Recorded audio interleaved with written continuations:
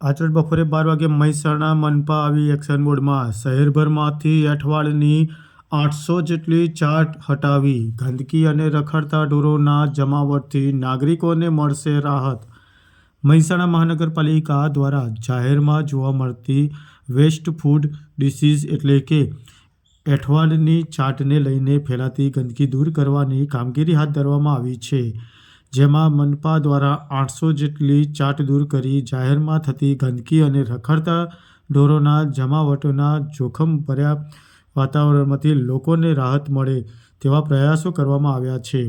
એઠવાડને 800 જેટલી ચાટ ઉઠાવી દૂર કરવામાં આવી હતી. મહેસાણા મહાનગરપાલિકા દ્વારા શહેરને સ્વચ્છ રાખવાનો પ્રયાસ કરાઈ રહ્યો છે, ત્યારે તંત્ર દ્વારા સર્વેમાં અને અરજદારોની મળતી રજૂઆતોને આધારે જાહેરમાં નિકાલ તથા વેસ્ટ ફૂડ ડિસીઝને કારણે થતી ગંદકી અને રખડતા ઢોરોના જમાવટથી અકસ્માતનું જોખમ રહેતું હોય છે. બાબતે ત્યારે આ ગંદકી મુદ્દાને ધ્યાને લઈ મહેસાણા મનપા સેનેટરી શાખા દ્વારા શહેરના માલગોડાઉન, બિલાડીબાગ, પરા વિસ્તાર, સ્ટેશન રોડ અને રાધનપુર રોડ સહિતના વિવિધ વિસ્તારોમાં સફાઈ વોર્ડમાં જઈને જાહેરમાં જોવા મળતા વેસ્ટ ફૂડ ડિસીઝના સ્ટોપ પરથી એઠવાડની 800 જેટલી ચાટને ઉઠાવી દૂર કરવાની કામગીરી હાથ ધરવામાં આવી છે.